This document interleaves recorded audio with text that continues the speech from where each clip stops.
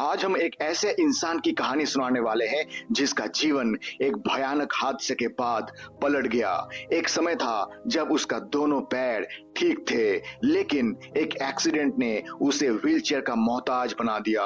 लेकिन यही आदमी एक दिन कुछ ऐसा करता है जो किसी ने सोचा भी नहीं था। वो एक बैंक लूटकर करोड़पति बन जाता है। फिल्म का नाम है at the end of the tunnel. तो चलिए शुरू करते हैं, लेकिन उससे पहले नमस्कार दोस्तों, मैं हूं सैम और ये है नो दी स्टोरी। कहानी की शुरुआत होती है एक आदमी से जिसका नाम है जोआकिन, जो एक शहर के एक शांत इलाके में एक बड़े से घर में अकेला रहता था। उसका एक ही साथी है, उसका वफादार कुत्ता कैसीमिरो। कुछ महीने पहले जोआकिन की जिंदगी एक भयानक मोड़ से गुजरी। एक कार एक्सीडेंट में उसकी पत्नी और छोटी बेटी चल बसी और उस हादसे में जोआकिन के दोनों पैर भी काम करना बंद कर गए। तब से वो व्हीलचेयर पे है। जिंदगी से हार चुके जोआकिन का दिन अब बेसमेंट में गुजरता है, जहां वो पुराने कंप्यूटर ठीक करने का काम करता है। कैसीमिरो, जो कभी उसकी खुशी का हिस्सा था, अब खुद भी उदास है। ना वो चलता है ना कुछ खाता है। लगता है जैसे उसने भी जीना छोड़ दिया हो। जोआकिन अपने प्यारे कुत्ते को तकलीफ में नहीं देख सकता। डॉक्टर भी कह देते हैं कि अब कैसीमिरो को बचा पाना मुश्किल है। दर्द से छुटकारा देने के लिए वो कुछ बिस्किट्स में जहर मिला देते हैं। लेकिन तभी एक लड़की बाटा उसके घर आती है। जोआकिन ने घर का एक हिस्सा रेंट पर देने का एडवर्टाइजमेंट दिया था, जिसे देखकर बाटा और उसकी छोटी बेटी, जिसका नाम पेटी होता है, वो दोनों आते हैं। जोआकिन उन्हें घर दिखाता है।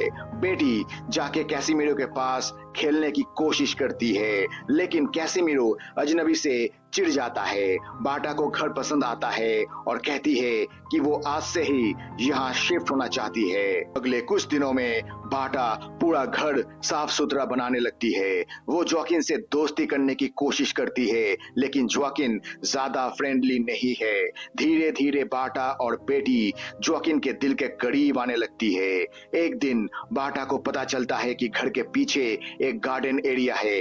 वहाँ पुराने झूले, खिलौने और एक टूटी हुई गाड़ी पड़ी होती है। ये वही जगह थी जहाँ कभी जोआकिन अपनी पत्नी और बेटी के साथ वक्त बिताता था। अब वो सब सिर्फ यादें बन चुकी है। कुछ दिन बाद बाटा जोआकिन को छत पर ले जाती है और उसके लिए एक छोटी सी बर्थडे सरप्राइज पार्टी ऑर्गेनाइज करती है। जोआकिन हैरान भी होता है, खुश भी। उसकी जिंदगी में पहली बार किसी ने उसके लिए कुछ किया था। एक दिन जोआकिन बाटा से पूछता है, तुम्हारी बेटी मुझसे बात क्यों नहीं करती? बाटा बताती है कि 2 साल पहले बेटी ने अचानक बात करना छोड़ दिया था। डॉक्टर कहते हैं कि उसके अंदर कुछ मेंटल ब्लॉक्स है, जब चाहेगी खुद बोलने लगेगी। एक दिन जोआकिन देखता है कि बेटी कैसीमिरो के पास जा रही है। बाटा उसे रोकने की कोशिश करती है, लेकिन बेटी बार बार उसके पास जाती है। तब होता है एक चमत्कार। कैसीमिरो, जो महीनों से हिला तक नहीं था, पहली बार उठता है और बेटी के साथ खेलने लगता है। जोआकिन के लिए ये एक इमोशनल मोमेंट होता है। उसकी आंखों से आंसू छलक जाते हैं। उसी रात जोआकिन बेसमेंट में काम कर रहा होता है जब उसे एक अजीब सी आवाज सुनाई देता है, जैसे दीवार के पीछे कुछ हो रहा हो। वो कान लगाकर सुनता है और तभी उसे एहसास होता है कि किसी दूसरे बिल्डिंग के बेसमेंट से कुछ आवाजें आ रही है। इस बार जोआकिन ने अपने स्टेथोस्कोप को उठाया और बड़े ही संभाल के दीवार के एक खास हिस्से पर रखा। धीरे धीरे उसे एक अजीब सी हल्की हल्की खुरचने की आवाजें सुनाई देने लगी। ऐसे लग रहा था जैसे दीवार के उस पार लोग जमीन के नीचे कुछ खोद रहे हो। लेकिन तभी बाटा की आवाज ने उसका ध्यान तोड़ दिया। उसने जोआकिन को डिनर के लिए बुला लिया था। रात के खाने के बाद जोआकिन ने एक नया प्लान सोचा।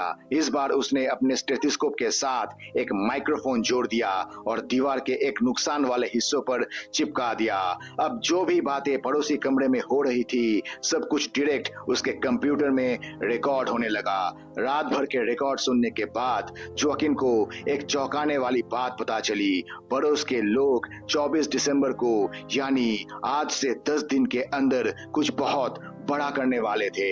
उसने अपने कमरे की दीवार में एक छोटी सी सुराख बनाई और उसमें एक स्पाई कैमरा फिट कर दिया जो बिना किसी शक के सामने वाले कमरे की रिकॉर्डिंग करता था। जोकिन हर दिन इस कैमरा की मदद से सब कुछ अपने लैपटॉप पर देखने लगा। उसे लगने लगा कि इस घर के नीचे कुछ बड़ी साजिश पल रही है। उसने सोचा कि अब बार्टा को सब कुछ बताने का वक्त आ गया है। अगली सुबह जैसे ही दिन निकला, जोकिन सीधा बेसमेंट में गया। कल रात की रिकॉर्डिंग उसने जैसे ही देखी, उसका चेहरा नम हो गया। कैमरा के सामने कुछ लोग बैठकर अपने बॉस गैलेरिटो के बारे में बात कर रहे थे। वही गैलेरिटो जो इस पूरे ऑपरेशन को चला रहा था और जमीन के नीचे एक लंबी सुरंग बनाने की कोशिश में लगा था। लेकिन झटका तो तब लगता है जब जोकिन ने जाना कि बार्टा सिर्फ उसके साथ रहने वाली एक आम औरत नहीं, बल्कि गैलेरिटो की सीक्रेट लवर थी और उसका घर सिर्फ एक रहने की जगह नहीं, बल्कि उस सुरंग का एंट्री पॉइंट था। अब ये बात समझ आई कि बार्टा को जानबूझकर जोकिन के घर भेजा गया था ताकि वो उस पे नजर रखे और गैलेरिटो को वक्त पर इंफॉर्मेशन दे सके। रिकॉर्डिंग में गैलेरिटो बार्टा से कहता है, मुझे किसी भी हाल में यहाँ आकर मिलना बंद करो, तुम बस उस घर में रहो, जोकिन पर नजर रखो और अगर कुछ अनयूजुअल लगे तो मुझे टेक्स्ट करो। ये सब सुनकर जोकिन का दिल टूट गया। वो बार्टा के लिए सॉफ्ट कॉर्नर बनाने लगा था, लेकिन अब उसका सच जानकर वो बिल्कुल टूट गया था। उसने तय किया कि ये राज अब वो किसी से नहीं बांटेगा। अब उसका पूरा फोकस सिर्फ एक ही जगह था, वो स्पाई कैमरा। हर रोज वो रिकॉर्डिंग देखता, उन लोगों के चाल समझने की कोशिश करता। कुछ दिन बाद उसने पूरा पैटर्न समझ लिया। ये लोग एक टनल बना रहे थे जो सीधा उसके घर के नीचे से होकर एक बैंक तक जा रहा था और बैंक से पैसा चुराने का प्लान तैयार हो चुका था। इस सब के बीच जोकिन ने बेटी के बिहेवियर में कुछ अजीब बदलाव नोटिस किया।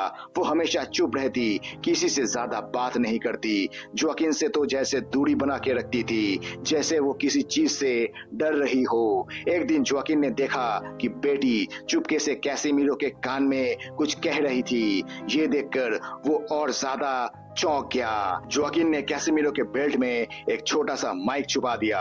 अब वो उसकी हर बात सुन सकता था। साथ ही हर दिन स्पाई कैंप से पड़ोसी कमरे की एक्टिविटीज पे नजर भी बनाए रखा था। एक दिन रिकॉर्डिंग में उसने देखा कि गैलेरिटो का फोन बजता है। कॉलर था मोनाको, उनका एक पुराना दोस्त। फोन की बातचीत से पता चला कि मोनाको ने अपनी गर्लफ्रेंड को एक टेक्स्ट भेजा है और वो फिलहाल बैंक के आसपास काम कर रहा है। ये सुनकर गैलेरिटो गुस्से से भर गया। शुरुआत में जोकिन को शक हुआ कि मोनाको शायद पुलिस का आदमी है जो चुपके से इन लोगों के राज किसी को बताने की कोशिश कर रहा है, लेकिन मोनाको बार बार ये समझाने लगा कि उसे गलत समझा गया है। एक बार अपनी गर्लफ्रेंड से बात करते वक्त उससे एक बड़ी भूल हो गई। उसने उसे कुछ ऐसी बातें बता दी जो नहीं बतानी चाहिए थी। गैलेरिटो ने इस बात को सुन तो लिया, पर विश्वास करना उसके लिए मुश्किल था। गुस्से में आकर उसने बिना कुछ सोचे समझे मोनाको को गोली मार दी। फिर गैलेरिटो ने एक करप्ट पुलिस ऑफिसर को बुलाया जिसका नाम था गुड नाम। उसका काम था मोनाको की लाश को चुपचाप वहां से हटा देना ताकि किसी को कुछ पता ना चले।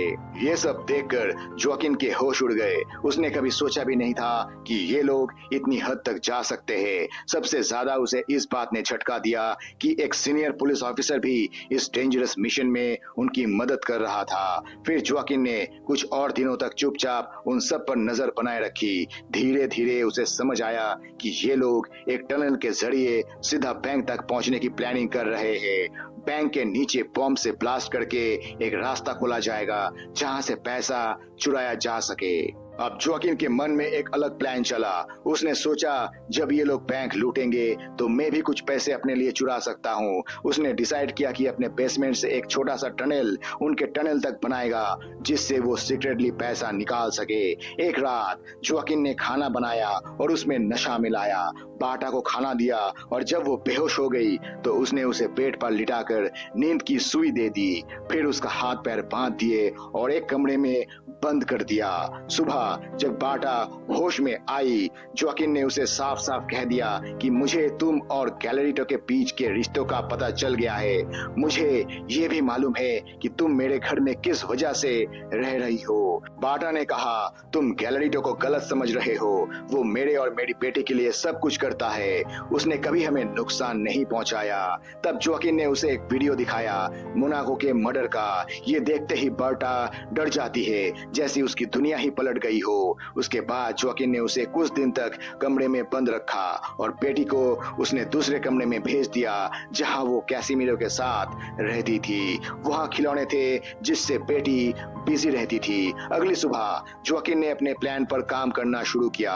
बैंक लूटने का दिन नजदीक आ रहा था। उसने सुना था कि गैलेरिटो के लोग पैसे ट्रॉली में रखकर उसे एक रस्सी से खींचकर टनल के रास्ते बेसमेंट तक लाएंगे। जोकिन ने डिसाइड किया कि वो टनल में एक छोटा सा होल बनाएगा जहां से वो ट्रॉली में से थोड़ा थोड़ा पैसा चुरा सके। उसने दिन रात प्रैक्टिस करनी शुरू कर दी। उसने ये भी नोटिस किया कि ये लोग सिर्फ रात में काम करते हैं और सुबह तक सब निकल जाते हैं। तब जोकिन उनके चले जाने के बाद टनल में चुपके से एक छोटा होल बनाता, उस पे ढक्कन लगाकर काला पेंट कर देता ताकि किसी को शक ना हो। इस बीच एक और मुश्किल आ गई। गैलेरिटो और उसके लोग गलत डायरेक्शन में टनल खोद रहे थे। उनके टनल के रास्ते में एक बड़ी पानी की पाइपलाइन आ गई थी। मैप चेक करने के बाद पता चला कि उन्हें टनल का डायरेक्शन बदलना पड़ेगा, जिसका मतलब था एक और दिन ज्यादा लगेगा। जब टनल तैयार हो गई तो उन्होंने डिसाइड किया कि बैंक से पैसा लाने के लिए एक केज जैसे लॉक वाला बॉक्स इस्तेमाल करेंगे। जोकिन इस बात से काफी परेशान हो गया क्योंकि अब जब बॉक्स पूरी तरह से बंद था तो पहले जैसे उसमें से पैसा चुपके चुराने मुश्किल लग रहा था। इसलिए उसने अपना प्लान बदलना शुरू किया। सबसे पहले उसने अपने घर के नीचे वाले छेद को टनल से जोड़ दिया।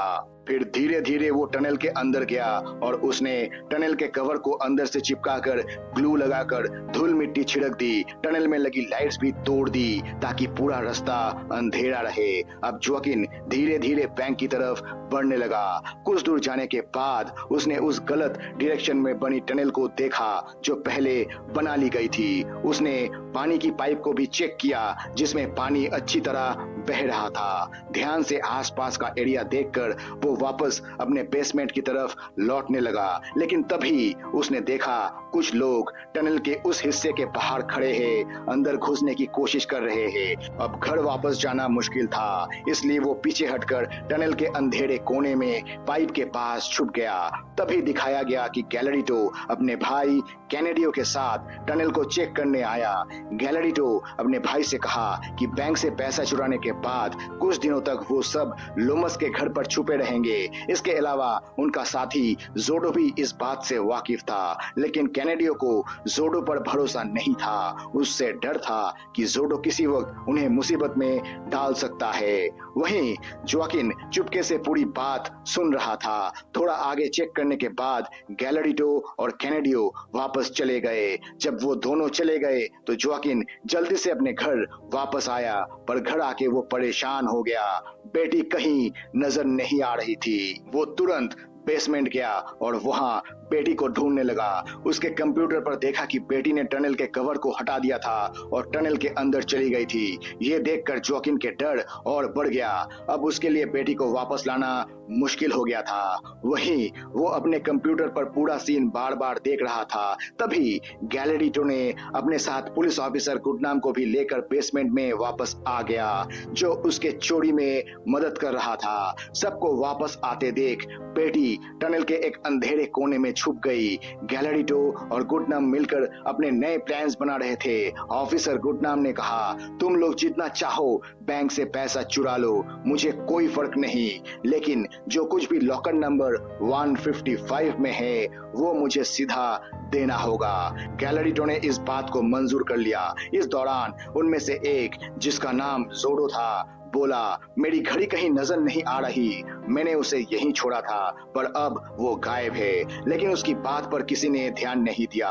फिर गुडनाम ने उन्हें कुछ और लॉकर नंबर्स बताए और कहा कि उन लॉकर्स को छूने से बचे क्योंकि उनमें से अलार्म सीधा पुलिस स्टेशन से जुड़ा है। सब लोग वापस अपने अपने जगह चले गए। इस मौके का फायदा उठाकर बेटी टनल के रास्ते जोकिन के पास वापस आ गई। बेटी को देखकर जोकिन ने गहरी राहत की सांस ली और उसे अपनी बाहों में भर लिया। तभी उसने देखा कि बेटी के हाथ में जोडो की घड़ी थी। जोकिन ने उस घड़ी को अपने कमरे में छुपा दिया।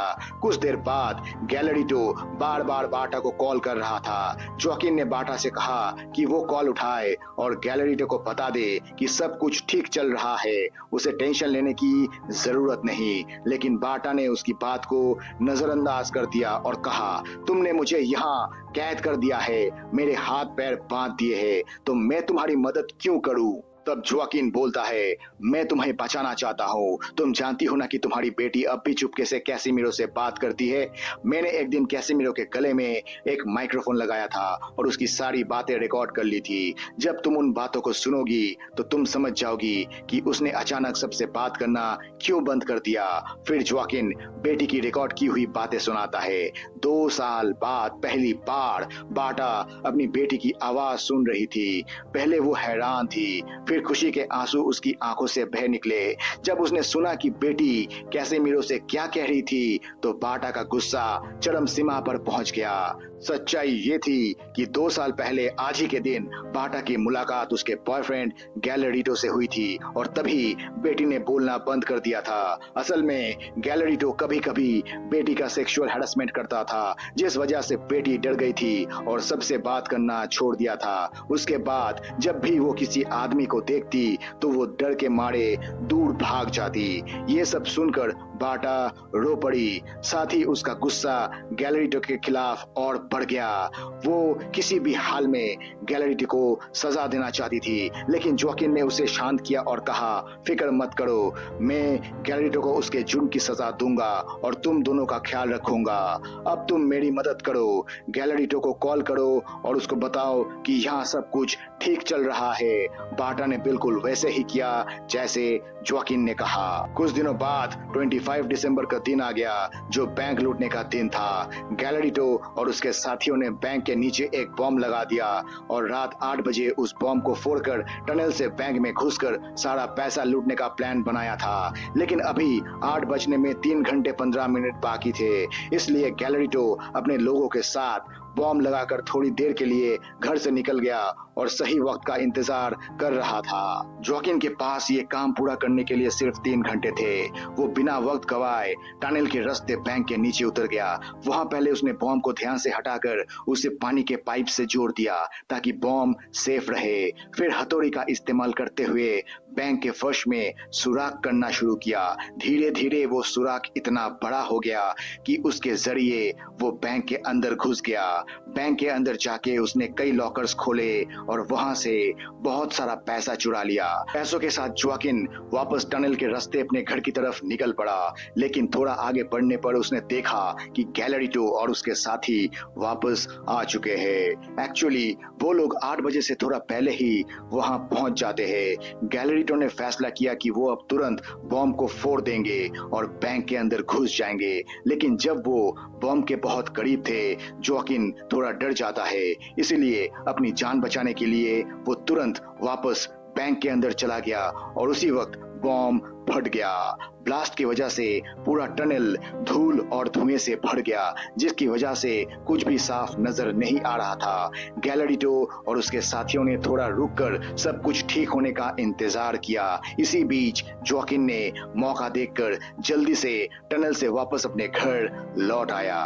वापस आते वक्त उसने देखा कि बॉम्ब के ब्लास्ट की वजह से पानी का पाइप टूट गया है, जहां से पानी जोर जोर से बह रहा है। कुछ ही देर में गैलरिटो के साथियों ने बैंक तक पहुंच गया। उनमें कुल 6 लोग थे, जिनमें से 3 लोग बैंक में घुस गए और बाकी 3 गैलरिटो, कैनारियो और जोडो बेसमेंट में रुक गए। बैंक में घुसकर उन्होंने हर लॉकर से पैसा और गहने चुरा लिए और उन्हें छोटी छोटी बॉक्स में भरना शुरू किया। बेसमेंट में बैठकर गैलेरिटो और उसके साथियों ने रस्सी के जरिए उन बॉक्सेस को खींचकर अपने पास ले आना शुरू किया। थोड़ी देर बाद उन्होंने देखा कि पानी का पाइप फट गया है और पूरा टनल पानी से भर गया था। टनल में इतना पानी भर गया था कि एक तरफ से दूसरी तरफ जाना मुश्किल हो गया था। इसका मतलब ये था कि जो लोग बैंक में लूट में लगे थे वो अब वापस नहीं आ सकते थे। ये देखकर गैलेरिटो, कैनेडियो और जोडो ने अपने साथियों को छोड़कर सारा पैसा लेकर भाग जाना बेहतर समझा। तभी बैंक में से एक आदमी टनल में वापस आने की कोशिश कर रहा था, लेकिन ज्यादा पानी होने के कारण वो बीच टनल में ही फंस गया। उस आदमी की जोर जोर से मदद मांगने वाली चीख सुनकर जोकिन को उस पर दया आ गई। उसने अपने सुराख का ढक्कन हटाकर उस आदमी की मदद करने की कोशिश की, लेकिन जैसे ही उस आदमी ने जोकिन को देखा वो बहुत डर गया। वो जोकिन का हाथ पकड़कर जोर जोर से चिल्लाने लगा और अपने साथियों को बुलाने लगा। डर के मारे जोकिन ने अपना हाथ छुड़ा लिया और सुराख को दोबारा बंद कर दिया। कुछ देर तक उस आदमी की चीखने की आवाज आती रही, फिर वो अचानक से खत्म हो गई। इसका मतलब था कि वो आदमी अब जिंदा नहीं था। थोड़ी देर बाद टनल के रास्ते से पानी धीरे धीरे जोकिन के बेसमेंट में घुसने लगे।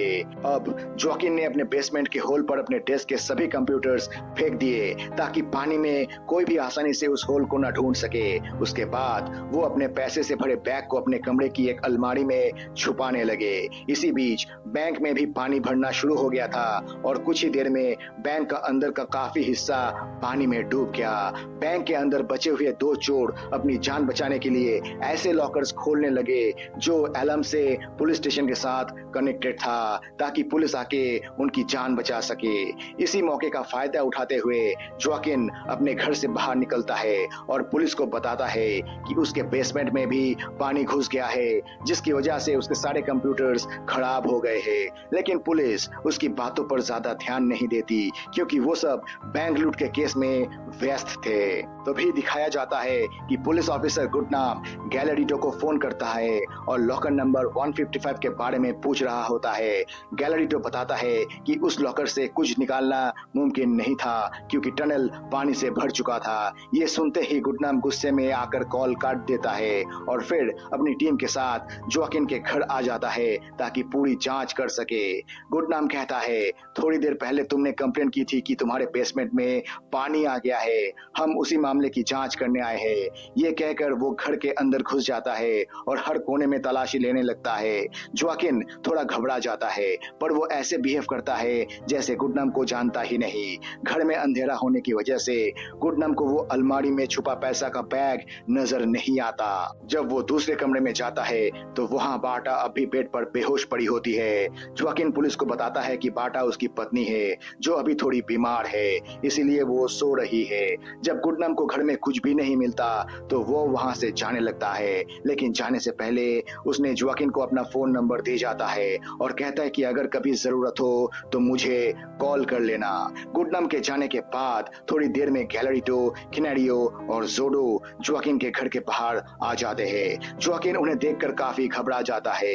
गैलेरिटो बताता है कि वो सभी पुलिस वाले हैं और अब वो जोकिन के घर में जांच करने आए हैं। जोकिन फिर से ऐसा एक्ट करता है जैसे उन्हें जानता ही नहीं और कहता है, थोड़ी देर पहले तो पुलिस मेरे घर की जांच कर रही थी। गैलेरिटो कहता है, हम दूसरी पुलिस टीम से है और फिर वो बिना किसी रोक टोक के जोकिन के कमरे में घुस जाता है। इस मौके का फायदा उठाते हुए जोकिन अपने फोन से एक एसएमएस गुडनाम को भेजता है जिसमें वो कहता है कि जल्दी यहाँ आ जाओ। गैलेरिटो ने जोकिन से पूछा, इस घर में तुम्हारे अलावा और कौन कौन रहता है? जोकिन ने जवाब दिया, कुछ दिन पहले एक माँ और उसकी बेटी मेरे यहाँ रहती थी, लेकिन आज सुबह से वो दोनों यहाँ से चले गए, कहीं और रेंट पे शिफ्ट हो गए। तभी जोकिन के पीछे वाले कमरे से बेटी बाहर आई और सबके सामने आ खड़ी हुई।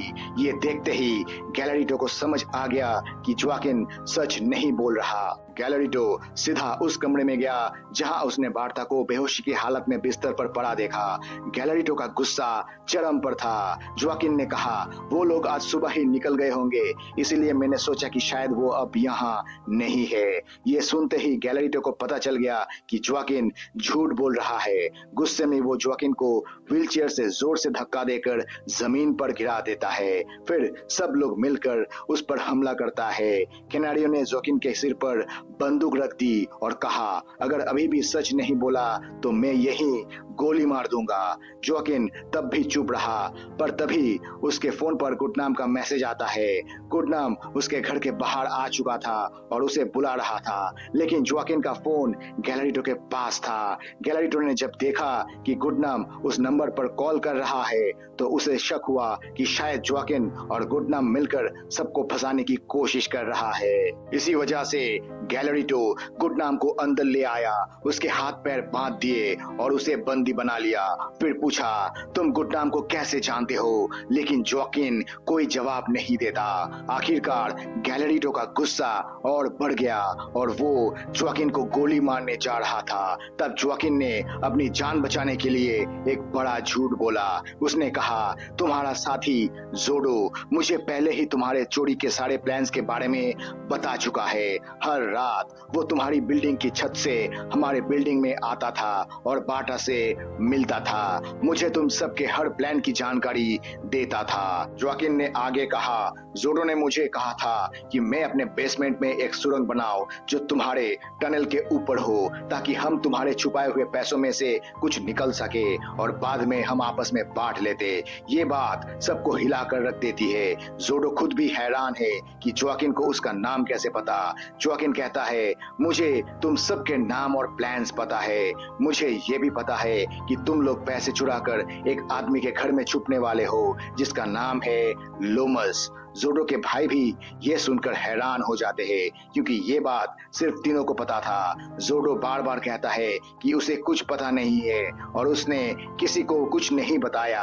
तब जोआकिन बोलता है, मैं सच कह रहा हूँ, मैं अपनी बात साबित कर सकता हूँ। मेरे कबर्ड में जोडो की वो घड़ी है जो कुछ दिन पहले वो यहाँ छोड़ कर गया था। गैलरिटो जब जोआकिन के कबर्ड में जाता है तो सच में वही घड़ी मिलती है जो बेटी ने बेसमेंट से चुराई थी। ये सब प्रूफ के बाद सब लोग जोआकिन के बात पर विश्वास करने लगता है। जोडो भी समझ जाता है कि अब उसके लिए कोई रास्ता नहीं बचा।